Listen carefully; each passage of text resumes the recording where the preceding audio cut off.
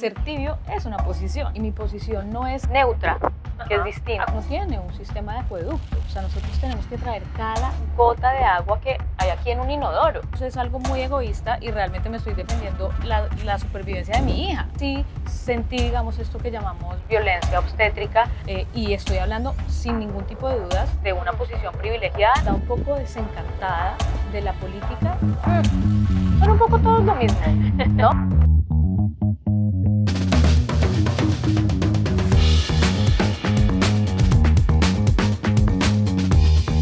Señorita, ¿cómo quiere hoy la política? ¿Cómo la tiene? ¿La hay o muy fría o muy caliente? ¿La tendrá tibia?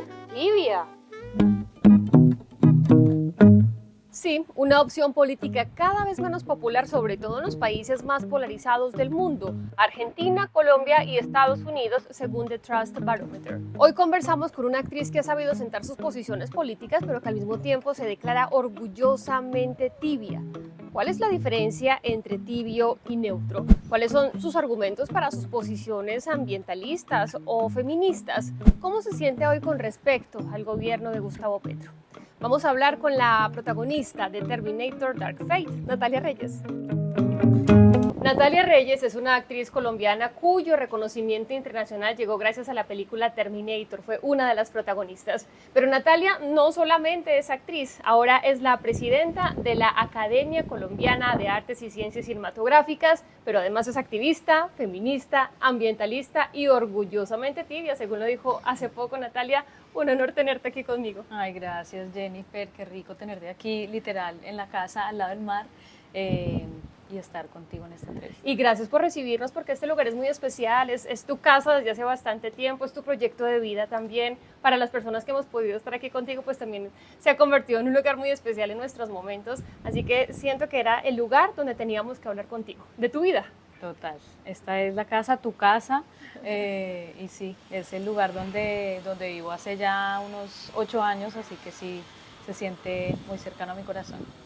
Natalia, tú eres reconocida por muchísimas cosas en Colombia, pero me gustaría comenzar por este estrellato al que llegaste gracias a esta película Terminator. El tiempo corre mucho, que son 4 años ya, casi Terminator 5. fue en el 2019, sí, ya estamos hablando de, wow, 5 años ya, qué fuerte, ya casi 5 años desde que salió al aire, digamos, la película.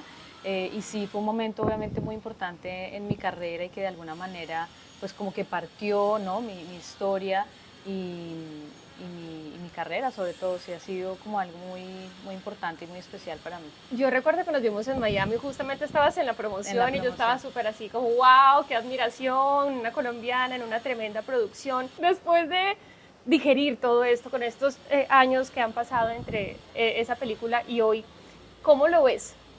¿Cómo lo ves con esa perspectiva de tiempo ya? Sí, que un poco esa emoción, ¿no? que tenía y que todavía siento, la verdad, como mucho orgullo y mucha emoción de haber vivido esa experiencia y sobre todo como esa dimensión, ¿no? de ese tipo de películas, que además siento que fue casi, digo yo, una de las últimas, porque en realidad fue una de las últimas películas que se hizo como de estos presupuestos antes de la pandemia, y creo que realmente la pandemia cambió el modo de muchas cosas en el mundo, pero especialmente en el cine tuvo un gran impacto, y creo que ya cada vez serán menos como estas superproducciones, ¿no? O sea, creo que cada vez el tema de la inteligencia artificial, el tema de la animación, el tema, ¿no? O sea, como que se va a cambiar mucho, ha cambiado mucho el tema de la producción, entonces creo que también tuve como la fortuna de vivir como una de esas últimas superproducciones como las conocíamos. Mencionaste ahora un tema del que quiero hablar, porque hace unos cuantos meses tuvimos esta huelga de guionistas y de actores en Hollywood, pues la meca del cine, donde se producen las más caras y más importantes producciones cinematográficas, y tú estabas respaldando esa huelga. ¿Qué es lo que pasa? ¿Por qué hay ese miedo de que la inteligencia artificial llegue a reemplazar a los actores de carne y hueso? ¿Y cuál sería el impacto para ustedes? Digamos que durante la huelga, digamos que fui muy activa porque hago parte del sindicato, pues de SAG, del Sindicato de Actores de Estados Unidos, pero además porque sí era un momento muy coyuntural, es un momento muy coyuntural para todos con el tema de la inteligencia artificial, y básicamente lo que se estaba intentando reescribir literal en los contratos que firmamos a los actores es el tema de de que nuestra imagen fuera cedida a los estudios, a los productores, literal, en los contratos que firmamos dice como a perpetuidad y en todos los confines del mundo descubiertos y por descubrir. Wow. O sea, más o menos en todas las galaxias hasta el infinito y más allá, estábamos cediendo nuestra imagen, pero además la posibilidad de que esos productores y esos estudios cogieran nuestra imagen y la modificaran o la moldearan, o sea, incluso a lo que llegó, digamos, el tema de la huelga, es a decir que yo, por ya haber hecho Terminator y obviamente me tienen escaneada, a uno le hacen un escáner con muchas cámaras de todos los ángulos, ya ellos podrían tener la posibilidad en este momento de hacer una película 100% nueva, con mi voz, con mi imagen, sin ni siquiera pedirme permiso.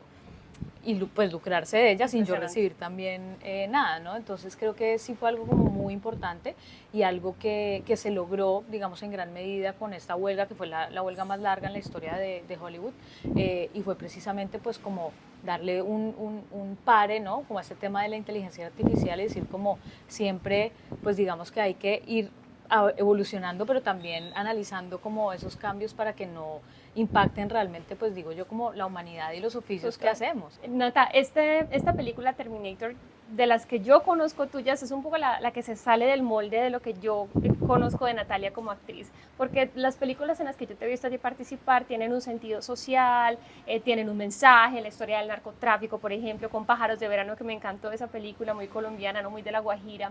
¿Tú sientes que te saliste un poco del molde haciendo Terminator? Sí, yo creo que sí hace parte, digamos, de otra línea, ¿no? De mis trabajos, digamos, yo siento que efectivamente, en general, los personajes que he interpretado siempre han sido personajes con mucho carácter, que igual es el caso de Terminator, pero pues sí como con historias que implican mucho algo social, o historias muy colombianas o muy latinoamericanas o que tocan temas como sensibles, porque también creo que refleja un poco lo que soy yo. En el caso de Terminator, digamos que fue una experiencia completamente distinta, por lo que te digo, pues que esto es como una mega infraestructura de Hollywood, una mega producción, una cosa como de otra dimensión y de otra línea, mucho más mainstream, ¿no? Como diríamos, como una película mucho más comercial, pero que también, digamos, me la disfruté, fue una súper experiencia, conocí gente maravillosa, me abrió puertas increíbles, así que estoy muy agradecida con la experiencia, pero sin duda hace parte pues como de otra línea de esas películas que al final siento que como actores un poco la idea también es como poder hacer, digamos, todo lo que nos rete al final, ¿no? O sea, como me muero, yo digo como que siempre por hacer una comedia, ¿no? O sea, como por hacer algo que sea divertido y que no necesariamente le vaya a cambiar la vida a nadie, ni haya que pensar demasiado, pero que sea, porque como actriz realmente, digamos, la comedia significa un reto muy grande, Y ¿no? hacer comedia es muy difícil. Hacer comedia es súper difícil, creo que es como de lo más infravalorado de todos, porque es como, es un actor de comedia, o es una, y es como el timing, digamos yo que empecé en el teatro, es como hacer comedia, el timing del género de la comedia es como de lo más difícil que hay para un actor. Pero sí, digamos que tengo como esas dos vertientes que me gusta ir alimentando, ¿no? O sea, como también decir, como no encasillarme en que yo hago este tipo de películas o este tipo de personajes, sino que mi reto como actriz es obviamente encontrar historias, ¿no? Que de alguna manera signifiquen algo distinto en mi carrera, que ojalá pueda decir algo con ellas, pero que sí que sea algo, digamos, con lo que yo también me divierta. Y a mí me encanta porque la experiencia que tuviste fue maravillosa. Seguramente pues muy pocas actrices colombianas, incluso latinoamericanas, pueden tener un papel protagónico en una producción donde tiene miles de millones de dólares invertidos, y obviamente se nota la calidad de los efectos especiales y eso, pues que no lo tenemos en este tipo de cine. Y ahí me voy a este discurso del que hablaba cuando decía que eras orgullosamente tibia, porque lo hablabas como el cine sea barato, o sea multimillonario, sea arriba o sea abajo. ¿A qué te referías tú con esta aseveración? ¿Pasa lo mismo en el cine a lo que pasa en la política mundial? Yo creo que pasa, lo que está pasando en el mundo pasa en todo, ¿no? Al final esto se extrapola a los grandes gobiernos o llega a las individualidades y a las cosas como más mínimas. Sí siento que el mundo y el momento que estamos viviendo después de la pandemia, con todos los conflictos políticos, sociales y todo lo que estamos viviendo, sí está muy polarizado, ¿no? Y creo que eso se ve en todo, ¿no? Se ve en la política, pero también se ve en las familias cuando hablan de cualquier tema sensible, y sin duda se ve en el cine, como por ejemplo esto que estamos hablando, ¿no? Como, no sé, en Colombia, por ejemplo, particularmente siempre existía esta cosa como de, ¿es cine o es televisión? ¿No? O sea, como la división de los equipos que hacen, tú haces televisión, no, yo hago cine, ¿no? Porque en realidad en Colombia, digamos que la industria de la televisión es muy fuerte y estamos celebrando 70 años de la televisión colombiana, pero pues la historia del cine todavía es muy reciente para nosotros, no tenemos una historia cinematográfica como la argentina, la española, la mexicana incluso, y pues mucho menos la norteamericana o la estadounidense más bien. Entonces creo que sí es algo que se está viviendo en todo lado, pero literal cuando hablé, digamos, del Ser Tibia, que fue además pues en los últimos premios Macondo en noviembre del año pasado,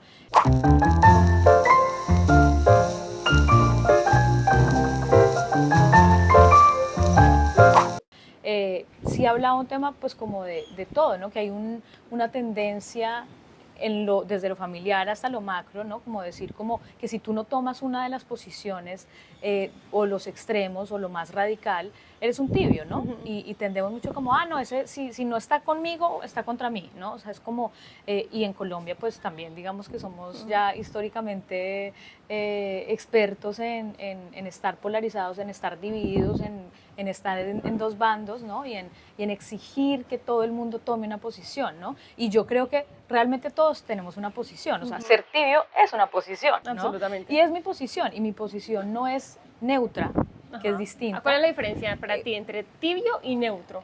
Porque creo que mucha gente, que también es válido, ¿no? Dice como, mira, yo no voy a votar o voto en blanco, yo no voy a opinar públicamente porque mi voto es secreto, perfecto, tiene todo el sentido, yo no voy a discutir de política, ni de religión, ni de sexo, ni de aborto, ni de cualquier tema sensible en público porque no quiero entrar en perfecto. Y hay personas que de pronto decimos como, oye, es que yo considero que este pedazo de tu posición es válida y esta también, y mi posición es esta, y no está ni contigo, sino que tiene algo de todo, pero es una posición diferente y se ubica más o menos en la mitad de las dos posiciones.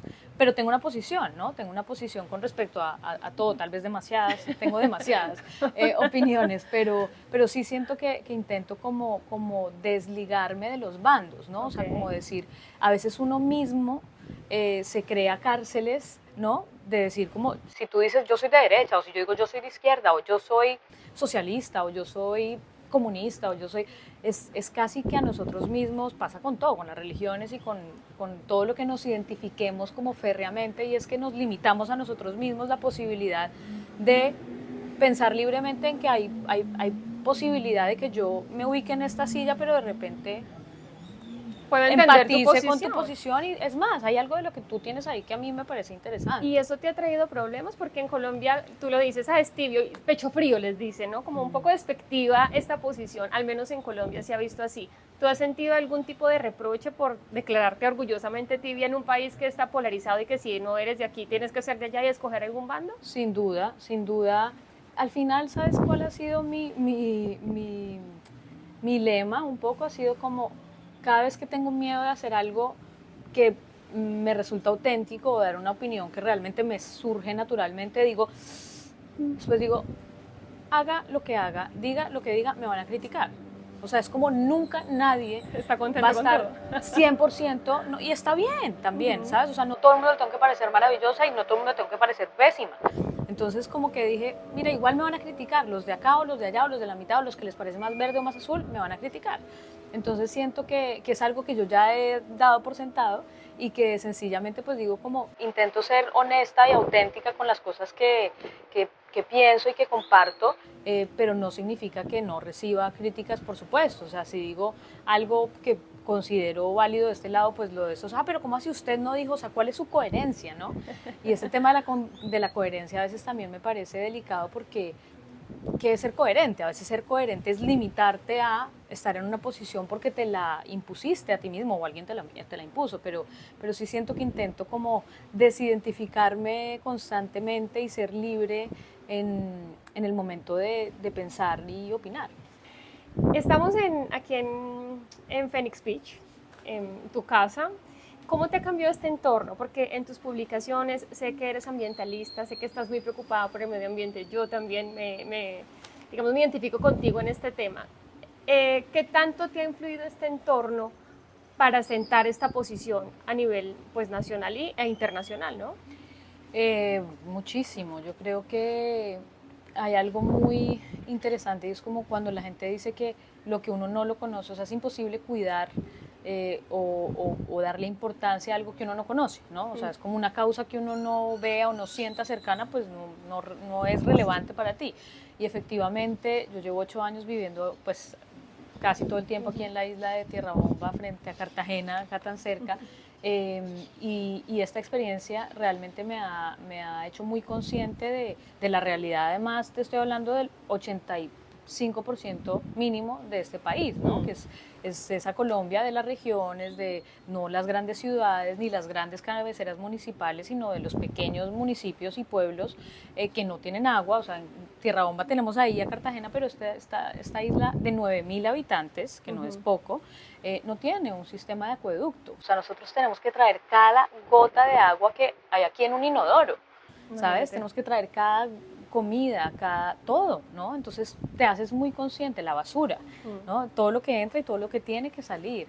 Entonces, realmente sí te haces muy consciente de los recursos, de la importancia, de lo valioso que es realmente y de lo que tenemos que cuidar. O sea, de que antes, pues, incluso durante la pandemia, aquí al frente habían delfines. Imagínate. ¿No? Volvieron los delfines y hace muchos años este era un gran territorio pesquero y cada vez pues menos, ¿no? Y cada vez se tienen que ir más lejos los pescadores y cada vez es más árido, digamos, el mar Caribe. Entonces, realmente el estar en contacto con la naturaleza, sea donde sea, si tú vives en una montaña o estás cerca al mar o estás en la selva o donde sea, o cerca a un río, realmente el estar en contacto con la naturaleza te hace consciente de lo importante que es protegerla. Y no por la naturaleza, porque a mí digamos que a veces el término de ambientalista es como tú tienes tal causa y yo tal, es como, no es que yo creo que realmente un poco todos vivimos en este ambiente. Es que somos un ecosistema. Sí, es que somos un ecosistema y no es que yo vaya a defender el medio ambiente, es que sin el medio ambiente nos morimos todos. Exactamente. O sea, más o menos es algo muy egoísta y realmente me estoy defendiendo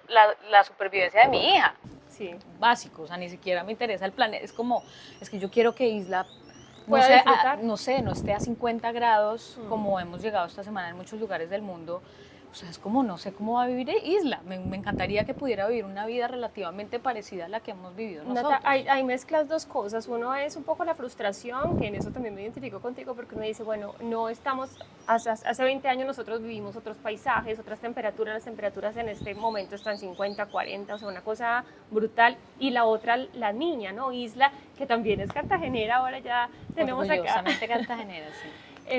Y claro, muchas personas pueden estar pensando, los niños de hoy, o sea, ¿qué van a esperar? Entonces, tu lucha por el equilibrio ambiental, por el ecosistema que genera frustraciones, ¿cómo lo manejas con respecto a ti, al mundo y a tu bebé? Pues intento, y no es fácil, manejarlo con esperanza, ¿no? O sea, decir como, bueno, nuestra tarea ha sido ¿no? Intentar como que en toda la industrialización que vivió nuestra sociedad y que trajo cosas muy positivas y necesarias y que teníamos que vivir, también trajo una cantidad de impactos ambientales muy fuertes para el planeta. Y la tarea nuestra, siento que nosotros somos como una generación intermedia, que no somos la generación de nuestros padres que creció con la industrialización y con toda esta modernidad, ¿no? que había. Y creo que tampoco soy la generación de Isla, que Isla ya viene, ¿no? Un poco con ese chip. O sea, son niños que desde que nacieron ya saben en el colegio que tienen que reciclar y que son muy conscientes de los recursos. Pero eso da esperanza, entonces, de eso que da vamos esperanza, mejorando. Pero claro, somos demasiados millones de seres humanos y digamos que no todos también tenemos la posibilidad de lo que te digo, es algo muy sencillo, es estar en contacto con la naturaleza. Si cada vez vivimos en edificios más altos, literal más lejos del suelo y de la tierra, estamos cada vez más desconectados de esto, de lo que es real o natural o de lo que realmente vivimos, el aire, el fuego, ¿no? El cielo, la lluvia. Entonces creo que sí es muy importante como mantener la esperanza, que no es fácil, pero sobre todo inculcarles a estas generaciones que vienen, pues ni siquiera creo que haya que inculcarlo realmente, que sepan que el planeta está un poco en sus manos. En nuestras manos también, en los tomadores de decisiones. Hablábamos en estos días con un ecologista urbano catalán, por cierto, y nos hablaba de cómo se hace una ciudad sostenible y que si no lo hacemos, pues realmente es que no tenemos futuro. Y el futuro, dice, está a 30 años, o sea, no es a 100 ni a 200. Sí.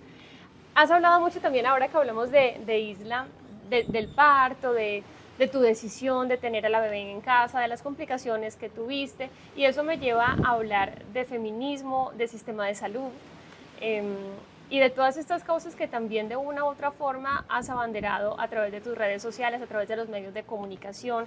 ¿Cómo ves tú el sistema de salud colombiano? Bueno, el tema del sistema de salud es muy complejo y creo que como todo depende de la perspectiva, ¿no? O sea, creo que si pensamos en el mundo, la verdad es que Colombia tiene un sistema de salud bastante decente, diría yo, siendo que sabemos que no es en lo absoluto ideal, pero pues vemos que en un país supuestamente hiperdesarrollado de primer mundo como Estados Unidos, el tema de la salud es absolutamente nefasto. Y carísimo. Carísimo, absurdo, desigual, o sea, es nefasto. Entonces, y es el primer mundo, ¿no? Entonces decimos, la verdad es que el sistema de salud en Colombia creo que está mejor que en Estados Unidos, y eso pues es bastante decir. Pero creo que en general, casi diría yo que el sistema, en general, el sistema político, el sistema social, el sistema económico y de salud que vivimos hoy en día, pues no está funcionando, ¿no? En general, las sociedades están cada vez más divididas, las brechas sociales y económicas cada vez son mayores, entonces creo que no está funcionando, pero en el tema puntual de la salud, en Colombia, digamos que lo que yo viví a raíz del parto fue, pues sí, que estamos, también voy a hablar también de Cartagena, que tampoco es, digamos, la capital o esto, pero pues se supone que es una de las ciudades, digamos, principales, y sí viví pues como un atraso muy grande, ¿no? O sea, como un sistema de salud muy desactualizado y muy poco humano, sobre todo, ¿no? Muy poco sensible a las necesidades humanas e individuales, ¿no? O sea, yo tenía como muy claro cómo quería mi parto, hice un plan de parto, puse un derecho de petición en la clínica en la que había el plan B de que si no podía tener a Isla aquí en la casa, que era el plan A,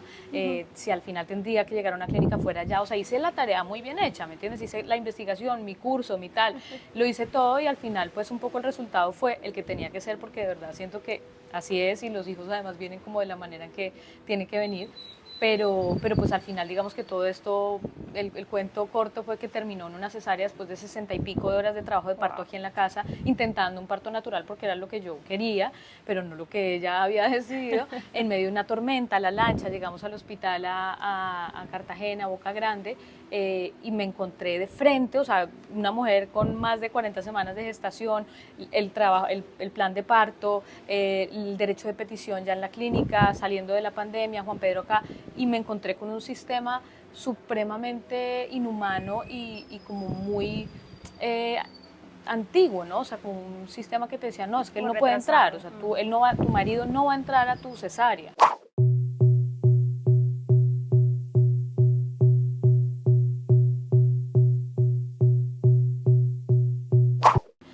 No, y yo no te voy a permitir pues que digamos el cordón umbilical deje de latir y ahí lo cortemos. No, te doy un minuto porque todo es ya y porque necesito que entre la siguiente para hacer otra cesárea, ¿no? Entonces sí sentí, digamos, esto que llamamos violencia obstétrica y una cantidad de cosas que dije, uff, o sea, y estoy hablando sin ningún tipo de dudas de una posición privilegiada en la que tenía una partera aquí, tenía una médica, había pagado pues tengo una salud prepagada, o sea, con todos los beneficios y privilegios que podía llegar a tener y siento, digamos, este sistema violento, frío, inhumano, pues dije, imagínate. Uno se pregunta qué pasa con las personas que no están en tu posición, que no tienen estos privilegios.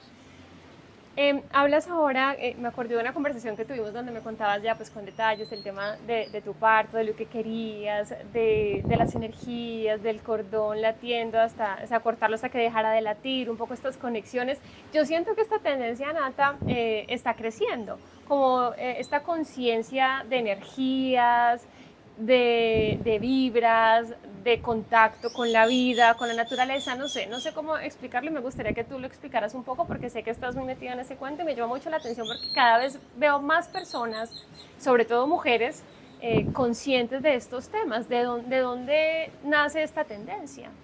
Yo creo que todo lo que se cree y se empiece a agrandar se puede llamar una tendencia, pero en realidad siento que más que algo nuevo, ¿no? como lo que llamaría una tendencia o algo distinto, es como un regreso, ¿sabes? Es un regreso a a lo que somos, ¿no? O sea, realmente digamos que todo este tema de el parto humanizado o digamos que la denuncia que se hace de la violencia obstétrica, realmente lo único que reclama es que volvamos las mujeres a parir como naturalmente nuestro cuerpo nos lo ha pedido durante toda la historia de la humanidad. Y realmente hay estudios e historias que cuentan todo esto, y es por qué las mujeres dejamos de parir, por ejemplo, paradas, pues paradas como en cuclillas, en posición vertical. Que sería lo lógico. Ajá, ¿por qué las mujeres de repente resultamos en una cama en posición horizontal, en la posición menos antigravedad, lo más antinatural que puede? ¿Por qué resultamos? Porque Luis XV quería ver a la mujer,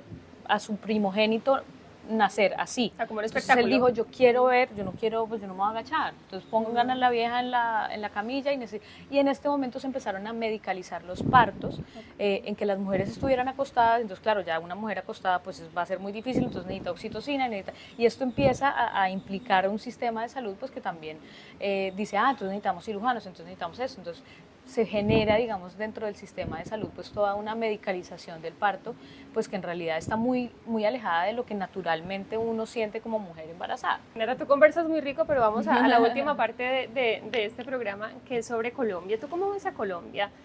Sé que eres activista en medio ambiente, en temas feministas, y sé que también, digamos, en temas políticos has generado algunos comentarios que a uno les ha gustado, a otros no. Pero Natalia, ¿qué piensa de la situación del país? ¿Tú cómo ves a Colombia? ¿Tienes esperanza? ¿Crees que vamos para atrás? ¿Crees que vamos para adelante? ¿Cómo lo ves?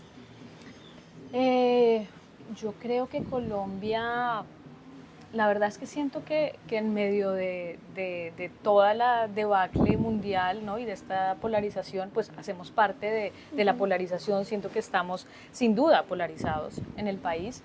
Y yo muy personalmente me siento, la verdad, un poco desencantada de la política, pero siento que es algo que es normal. Al final un poco digamos que a lo que me ha llevado todo este proceso de estos últimos años y de este gobierno actual ha sido a replantearme también un poco mi apasionamiento político, no porque lo que te digo es inevitable, o sea, es algo que yo no puedo evitar, tener posiciones o tener opiniones, porque siento que todos los tenemos y todos tenemos el derecho de hacerlas públicas si queremos o no. Y digamos que sí, un poco siento que este gobierno en particular a mí me ha demostrado, pues no porque me lo tenga que demostrar a mí, sino que a mí en mi interior, como con mi ilusión, también dije como, son un poco todos lo mismo, ¿no? O sea, como de, yo pensé que íbamos a estar un poco mejor, pero no, estamos igual. Entonces, el que sea un gobierno de, entre comillas, izquierda o derecha, realmente no nos está demostrando que el país está mejor o peor, ¿no? Lo que estamos escogiendo es como un discurso que se pone ahí. La política es un juego, ¿no? Y la política son una cantidad de cosas que siento que el sistema político per se implica un poco de meterse en ese juego. De también. meterse con el diablo. Es más la maquinaria, según lo que te entiendo, que quien llegue allí, porque quien llegue sea derecha, izquierda, centro, va a tener que jugar con las reglas de ese juego. Todos llegan al mismo juego y todos llegan con las mismas armas a jugar las mismas cosas. Entonces, pero lo que sí sentí en ese momento era que dije, bueno, la verdad es que Colombia tiene una historia muy dura y ha sido una historia mucho más marcada por la derecha.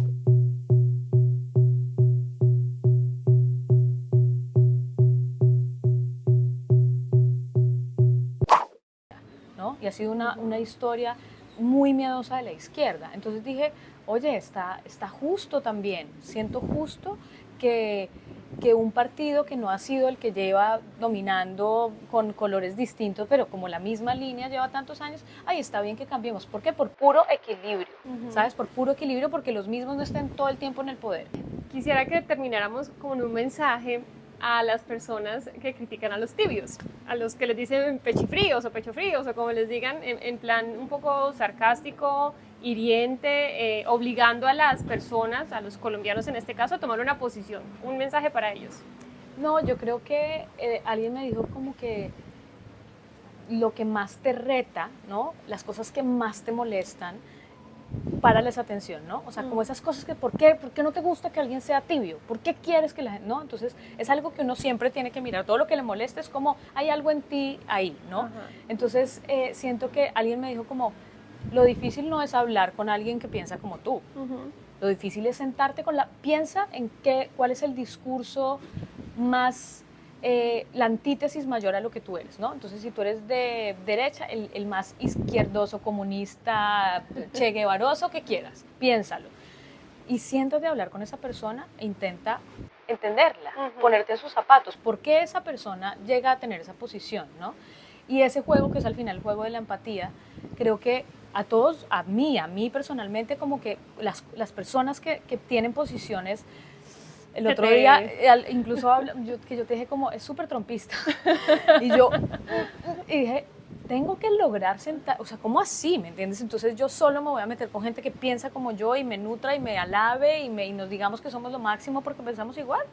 No, el reto está en sentarme con una persona, claramente no soy trompista y no soy antitrompista, lo que sea, pero me retan las personas que tienen eso. Dije, qué interesante es poder ponerme en la posición de esta persona, porque tal vez si me pongo en los pies de esa persona y soy más empática, lo veo de manera distinta, ¿no? Y puedo entender por qué está ahí, puede que no comparta su posición, pero puede comprender que diga, al menos.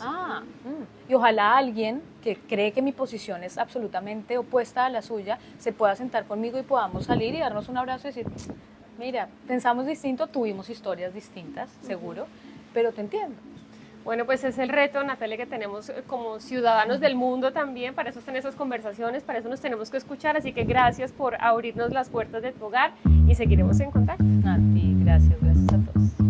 Las empresas multinacionales, ¿cuántas evaden impuestos porque se colocan su ganancia en paraísos fiscales? En los paraísos fiscales hay 3 clientes: las multinacionales, los multimillonarios y los criminales. No nos metan en esa geografía, porque para nosotros China también es un socio importante. En mi vida yo no había visto tanta polarización política. ¿Le gustaría ser presidente de Colombia? Bueno, ese es un tema complejo que prefiero no hablar. Las 2 respuestas son una respuesta.